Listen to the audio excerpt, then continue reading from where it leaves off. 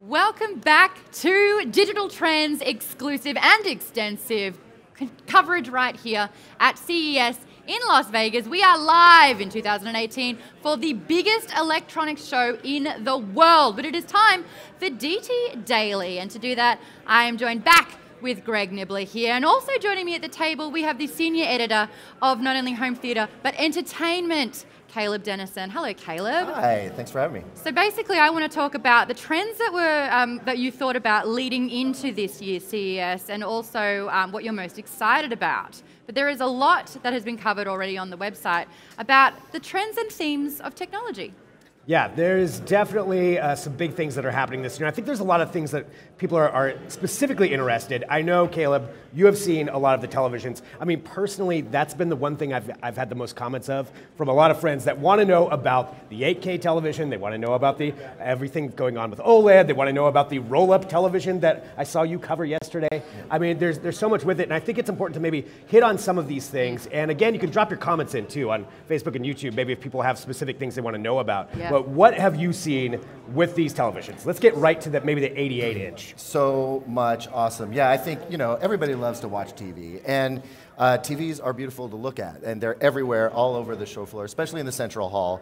But for the last 2 days, some of the bigger companies, Samsung, LG, and Sony in particular, showed off ahead of the show some of the stuff that they're just now revealing on the show floors. People are just now walking in. The show floor opened maybe 26 minutes ago. And so they're just now starting to experience these things. I was lucky enough to check them out ahead of time and really get to dig into them a little bit. And I don't even know where to start. Which 85, 88 inch do you want to start with? Like, I guess we could start with the 88 inch 8K OLED. That was one of the bigger buzzes at the show because LG dished that up a good week before the show began. And it's behind closed doors. Unfortunately, if you're just a regular show attendee, you can't go see it. I'm really sorry. You can, however, see it at digitaltrends.com. I've got a video of it so you can see what it is. It's exactly what it sounds like, an absolutely massive 8K OLED TV. So you've got 8K resolution on top of OLED technology, and it was absolutely gorgeous. They weren't showing any 8K footage on it per se. They had some still shots to show just how fine a resolution it has. Tiny, tiny text on newsprint that you could read from like anywhere from 3 feet away to right up on the screen and not see any pixels. And it was absolutely gorgeous. I think that 8K side is something that a lot of people are confused about because it seems like most people are just getting their 4K televisions. Now there are 8K televisions out there. I actually met one of your fans in a cab ride over here yesterday who was talking about, oh, I love that TV guy on Digital Trends. But he was talking about 8K, and he wanted to know, like what is the deal with that? Like he was almost frustrated that 8K is now coming out. So what does that mean for the consumer level? I'm hearing that a lot. Do we have to go out and buy 8K televisions now? No, you don't. It's the future. I mean, that's a big thing about CES is what they're trying to show us the products that we'll be buying in 2018, but they're also trying to show us the innovation that they're bringing to the table, what it is we can expect from the future, because it's always fun to think about what are things going to be like 3 years from now, 5 years from now, even 10 years from now. That's partially what LG is doing right now. They're trying to show that they can create an 8K 88-inch OLED. It wasn't that long ago, just like 4 or 5 years ago, they were struggling to produce a 55-inch OLED TV. And now they've scaled it all the way up that huge. So that shows that they've really got a handle on this thing. And LG is the only player in the OLED game in terms of actually making the panels. Sony, Panasonic, these other companies that produce OLED TVs are using LG panels. So, that's them kind of flexing their muscle a little bit, showing off their innovative capabilities. I was going to say there's so much talk of OLED, QLED, and even now microLED. Can you, now that we're here with a TV expert, just break down what is the difference between these three? Okay, well, that's a big topic at the show too, because we just got used to understanding that maybe QLED was different than OLED, and it is quite a bit different. And then there's this micro-LED. They're calling it micro-LED. That's how we're supposed to refer to it now. Oh, no more LED. Yeah, no more LED, just LED. We have to spell it out again. And a lot of this stuff, I just want to let you know, a lot of this stuff you're going to be able to see tomorrow. We're going to have a TV roundup, and we're going to go through each and every one of the best TVs we saw and talk about what's unique about them. But to answer your question, Right now, LED TVs aren't truly LED TVs. It's an LCD TV, the first flat panels that we got after plasma, right? With LEDs shining through this LCD screen, and little shutters open and close, and the color filters, shine colors through, and that's how you get a picture. OLED was really special because it was the first emissive display that we got, where the pixels themselves made the light. There was no LCD screen, no filters, nothing. Just when these things were on, they were on and bright, and when they're off, you had perfect black. And that's the O really standing for organic? Organic, exactly. Yeah. These are organic compounds that they put in there. You apply electricity and they light up. And you can get amazing contrast, really great brightness, really great color from these things. We started with them in phones, commercially, people were starting to get them in their phones. Took them a while to make a TV-sized version of it, and now we have OLED TVs. They've been around for a little while now, and reviewers like myself just gush over them. Go to any site and read an OLED TV review, and I guarantee you it's got a top-tier score, or it's being called the best TV of that year, right? MicroLED is a completely new technology being brought to commercial television. So these are, just like it sounds, tiny little LED lights. This was not something that they did before because they couldn't make these tiny semiconductors small enough. Now, if you put the panel under a microscope, you'll see a stack of red, green, and blue tiny little LEDs.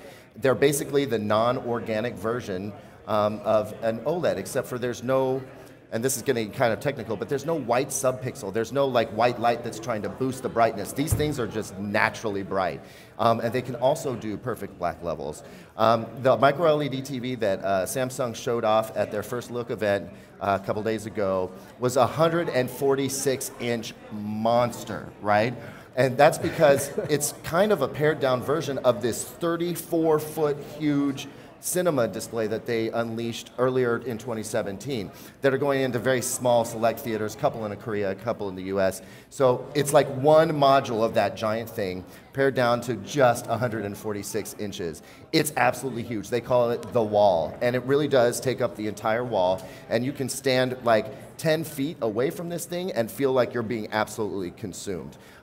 When you look a little bit closer, you notice it's made up of small little panels kind of stitched together. And they say because it's modular like that, that you should be able to get pretty much any TV size that you want by just customizing how many modules come together. But it's not available yet. It is not. They say they're going to commercialize it in 2018, which to me means they are going to try and sell a few. There's, the 1% out there that can afford it might actually put this in their homes. But again, it's all about a look to the future. They're trying to say, look, we have a non-organic LED TV to put out there that, and they're being very careful about how they say this. They're not calling OLED out, but they are saying, it doesn't have those drawbacks, and we're doing this thing better. Well, and there's a lot of coverage, too, at Digital Trends, like going in depth with exactly what you were talking about, as far as what each one of these is, what we're going to see for the future, and it's all so funny the when you're coverage. Talking to an actual expert about televisions, because you're just like, whoa, and you can just see your excitement that this is getting bigger and better every single year. Your video content is already up at digitaltrends.com/CES. It's definitely worth a look. And one of the other televisions that you looked at was a rollable TV. So basically, it rolls up like a poster. Tell us about that. Yeah, OLED, one of the things that's great about OLED is that you can put it on a plastic sheet, and they've gotten it to where you can actually kind of bend and roll it around. We've seen curved phones. That was kind of the first iteration of it. Last 2 years, we've gone into these back rooms, and there's these guys with white gloves kind of rolling up these TV panels. And I'm just picturing like some seedy underground room. Yeah, and they're like, no, you can't touch it. Don't even breathe on it. Get far away. There's a poker game in the background. It was so gingerly handled, but now they have an actual TV that rolls up. So it's this big rectangular base, and the TV just goes right down into the box. And the cool thing about that, most of us think, well, wouldn't it be great to roll up our TV, throw it in our backpack, and head out the door and take it wherever we want? That's not really where they're going with it. This thing is designed to change sizes, so it can actually come down. You know how a lot of movies are filmed in that widescreen thing. The aspect ratio. Yeah, you've got black bars on the top and the bottom, even on your widescreen TV now. It's because it's a different aspect ratio, different format. If this thing just slides down, it's all of a sudden in 21:9 format, and it perfectly fits the screen, and it looks awesome. Then you can bring it down a little bit further and turn it into like a photo display or even like a computer display. But everybody wants to see this thing roll up, and that was it. It was a TV that just sort of rolled in. And plus, imagine just hiding it. Like when you don't want your TV in the room, it's not there. It just rolls out. And what they have it showing is going from, from the bottom up and then back down. But if you mounted this thing upside down, it could drop down from the ceiling. Almost like a projection screen, really, but it's an actual television. But it's an actual TV. It looks super bright, looks gorgeous. It's 4K. It's really, really cool. We were very fortunate to get in there yesterday. We're the first to unleash video of this thing out there. And so definitely go check out digitaltrends.com/CES. You'll see the video right there. Another video that you did on there were all the trends going into 2018. And I did want to talk about some of those because voice recognition and control and assistance around the house to make a smart home is something that's big happening at the moment. Is it going to be another year of Alexa? Well, I think that's one thing, too, that we were talking about last year, where you saw Alexa in a lot of devices, especially a lot of the smaller companies were putting it in, where you had Alexa in your headphones or Alexa in other kinds of devices at home. And now, I mean, even in televisions, I was seeing where they're incorporating home assistants. Google is doing it. Alexa is doing it. Google is even coming out with some more competitor products, trying to take down some of Amazon's Echo products. Interesting that Google's the only one that isn't giving a name to their assistants. It's just Google Assist. Yeah. Where everyone else, we've got even, is it Samsung having Bixby? Samsung's got Bixby, Microsoft's got Cortana, Apple Siri, and then Amazon Alexa. Yeah. They're the only ones without a name. That's so weird. Yeah. I like that. I also like that a lot of them are they're female names, but I've changed my Siri to a male man, so I can tell him what to do all the time. And it feels there good, you go. doesn't it? Well, but that is definitely a trend, though, of seeing these home assistants incorporated into more and more devices. Yes. As far as touchless computing. And touchless computing. What we're going to see is cameras, sensors, different devices that are going to figure out what you're holding, what you're looking at, and then give you custom feedback based on that. So, I mean, you could hold up, Alexa, order me more of this, and if you're holding a can of Coke, then she orders up some Coke. But we're also going to see eye tracking devices. This is a little bit creepy, but these are devices that know where you're looking. So imagine you're driving down the road, it sees you eyeballing this one restaurant, and now it knows that you're interested in that barbecue joint, and it's going to start marketing to you that way. Oh, it is an advertiser's dream. It is an advertiser's dream. And I would be afraid to know what I'm looking at too much. Yeah, I don't. That's not something I want to find out. That so much with other people. But going back to the voice control for just a second, what we're seeing is that it is going into TVs all over the place. Everybody's announcing either Google Assistant or Alexa in their TV, and that's because I'm seeing Samsung and LG specifically trying to help make the TV the center of the smart home. They want you to be able to look at who's at your front door through your TV, order groceries, you name it, set your thermostat, whatever you want. They want you to be able to do it through your TV just as well as you could from your other rooms through a smart speaker. I was just going to say, that's exciting, but also a little bit intimidating at the same time. Yeah. Having your all-seeing device there in the middle. But there's a lot of advantages to it. I was going to say, I'm constantly in the chat room on Twitter and on Facebook. If you do have any specific questions, do head their way. A lot of people are a little bit wary about the security and about the invasiveness of allowing so much technology into our homes, allowing to be looked at and to be heard all the time. Well, it really depends, where you sit with that, whether you are after convenience or whether you are a little bit wary about security. And catered advertising as well. Yeah, I'm going to see a lot more of that, I think. Another thing, wireless power, huge at the moment, definitely a thing that we want and need in 2018. What are your thoughts on the wireless power that's been announced so far? I mean, I'm excited that something is finally happening with it. I feel like that's another one of those tech advancements where it's been promised for so long, but now we're finally actually seeing something that's coming to market that we might actually be able to buy and utilize. And we're going to be talking to a couple of experts on that later on today as well, from a couple of companies that are at the forefront of that technology. And I'm curious, what the hurdles were to have it take this long before we're finally seeing it. I'm glad it's here, but why has it been so long? I don't know, and that's part of the thing. Who knows? This wireless charging stuff is like voodoo to me, and I know that induction, takes place with some of it, but how they can get it widely deployed, what the big technological hurdle is there, I don't know. And obviously, they've struggled with it too. But we are starting to see it here, and I'm glad, because I don't know about you guys, but every time my stupid lightning cable fails on me and like I can't charge my phone, I want to throw something against the wall. Wireless charging needs to happen so that we don't have to worry about those crappy charging cables anymore. Because really, these are tiny little wires and a little tiny cable, and we treat them like crap, right? We roll them up, we stuff them in our pocket, it's terrible. So it's really cool that we're finally seeing wireless charging coming. I know of 2 companies that are doing it. I suppose we're going to see some more. So keep an eye on digital trends for that. You're actually going to be talking to, in the next few hours, Ossia and Ventev about their wireless charging devices. So that's 2 companies already going head to head, and I kind of love the competitive nature of technology, because it's like who's going to do the better product and who's going to do the more affordable product as well, because we're not all millionaires/billionaires that can afford all the fun stuff too. You're not going to have a 146-inch television at your house? Or? One day. A girl can dream. Another thing, laptops, obviously computers is always huge at the moment, and we're doing 2-for-1 laptops was something that was trending. Yeah, I mean, that's something that we've been seeing more of lately, companies finally mastering that as far as combining those products. And I think we're going to see a lot of 2-in-1s, especially from some of the major companies announcing that. I know HP has had theirs for a while, and seeing where they're going with that is nice. And that's another thing where, like wireless charging, it seems like it took a long time to actually refine that and actually make a usable product, and now we're finally seeing some of those come out. Well, graphics are getting better. Like we just saw that onboard graphics in laptops is excelling now, and finally they don't suck. And let's be honest, they've sucked until now.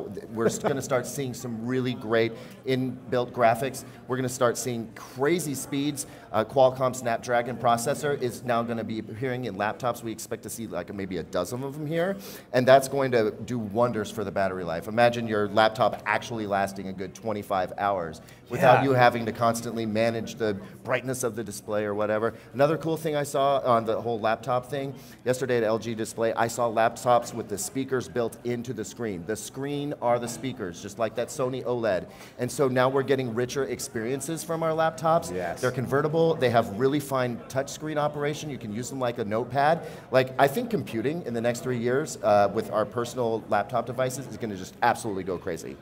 Are we seeing more of a trend with portable computing at the moment, so we can actually get up and go? Because I don't know about you, I don't sit at the one desk all day long. I like to be able to up and move. Is that why we're investing in laptops more than ever? I think everybody needs to be on the move, constantly going different places, and our phones do so much of our personal work for us right now, but they're not all the way there yet. And plus, it just helps to have a larger work screen. Sometimes you need a little bit more workspace, which is why I think the laptop is still extremely relevant today, even though we have such powerful phones. As long as the screens are durable, because I crack mine all the time. That is what I want to see. How do you durable screens. That? Phones, I can figure out a way to crack it pretty much anything. Wow. So the more durable the screen, that's what I'm looking for. Okay, another thing that I found very interesting, Caleb, you were mentioning that Chinese companies are kind of like coming out of nowhere and dominating the scene. Yeah, big news in 2017 was Chinese manufacturer TCL came out with an absolutely excellent TV, an amazing 55-inch 4K HDR TV that cost like $650. And it just turned the whole TV world on its ear. It's like, no, this can really be done really well, and they're producing it for next to nothing. Anybody could, own that TV and have a really amazing TV in their home. TCL is back in a big way with 2 new TV series. We're going to start seeing a lot from Hisense, which has put Alexa in their TVs, back to the voice assistant thing. And so I think that we're going to see some of these companies that didn't have big names before are going to become very, very big names. It wasn't that long ago that Samsung and LG just weren't those huge power brands that they are now. Think of that cycle happening again with some of the new brands that we're seeing at the show right now. What one brand are you most excited about if you had to play favorites here? Oh, that's so not fair. Yeah, I'm going to get in so much trouble. I will say that it's exciting to see Sony making such a strong comeback. Over the last 3 or 4 years, they have excelled. They've produced amazing TVs, incredible headphones. Their cameras are some of the best out there. They're just doing a really great job. I'm always excited to see what they have to do. And I got to tell you right now, keep an eye out on our website, our report on their 85-inch 8K TV that hits 10,000 nits. It's like a TV nerd's dream. And You definitely want to check that out. Proof is right here in the pudding, isn't I it? know, sorry. That's okay. No, this is so great that we are excited about technology. What about you? Instead of saying favorites, who are you most impressed by? Well, I think it's not necessarily that. It's not the big companies, but a lot of these smaller companies that are coming up. That's what I'm excited to see. You know, where, kind of like what you said, you know, TCL really making a big push right now. Years ago, Samsung wasn't the big name they were. Who are these big names that are going to come up? Because there are so many exhibitors here. There's so many companies showcasing their products. Some of them will fail, some of them will succeed. And it's seeing what the innovations are and where we're going to go with this. That's the exciting thing for me. I think for me, I like to have big dreams and also have my reality. So I like to see the consumer products that I can actually afford and indulge in. But then I love to see the companies that are going extremes with luxury. And I think Furion's doing such a great job with that. We are talking to the co-founders today, a little bit after midday. But you know, the fact that they're building mechs to race in. They have these decked out RVs that have spas and giant televisions in them. That's the kind of, I was going to say abusive technology, but it's like dreaming big and going hard, and that's what I get excited about, especially at an event like CES right here. Do stick around though, because coming up we're going to be talking to Alan Evans, who is the CEO of Fat Shark, and this is the company that basically has created the goggles for FPV drone racing, but now they're dipping their toes into building the drones themselves as well. Super excited to talk about that technology, which will be coming up right here on Digital Trends live from CES 2018.